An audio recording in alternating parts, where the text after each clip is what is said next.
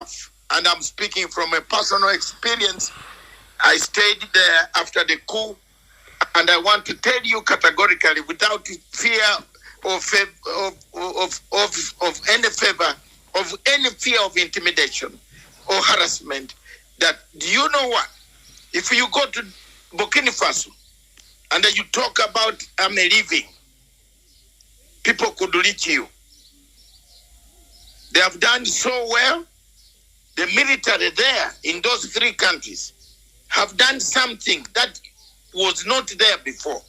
They are digging the roads, they are building the schools, they are building the infrastructure, they are giving hospitals a lift. They are building the biggest gold smelter in the whole Africa, bigger than the one you have in South Africa at the moment.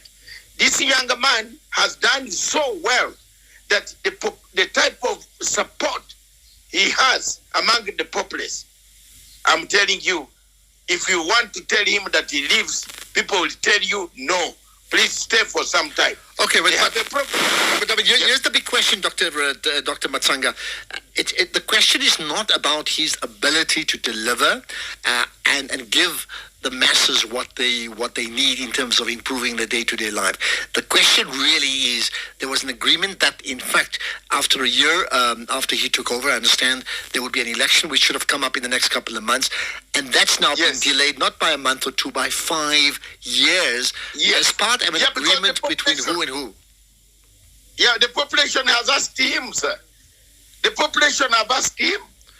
But when you say the population, how do we measure the population? Like, how do we know that if we don't vote? I'm going to explain to you. The population has come up. These people, since they took power, they have never killed people. They have never harassed people. Corruption is gone down. The money that is there from uranium, from all these things, from gold that was being sold, is, you can see the use of that money. The corrupt civilian governments. You see, don't forget, there is one problem that has always killed Burkina Faso.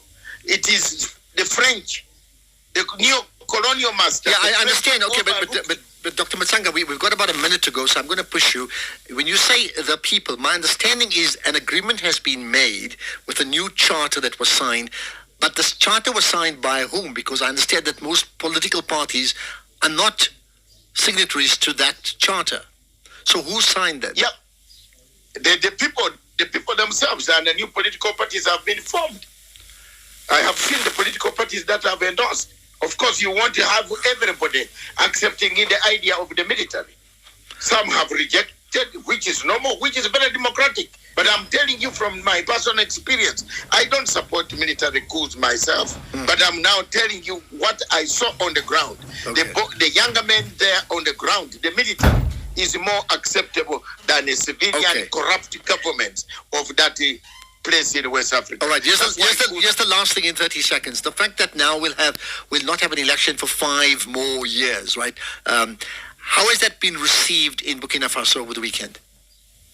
Mixed feelings, but 90% of the people want the military to stay. Okay. That's the truth. That's where we're going to leave it. Dr. David Matsanga says mixed feelings. In fact, mixed feelings, but 90% want them to stay.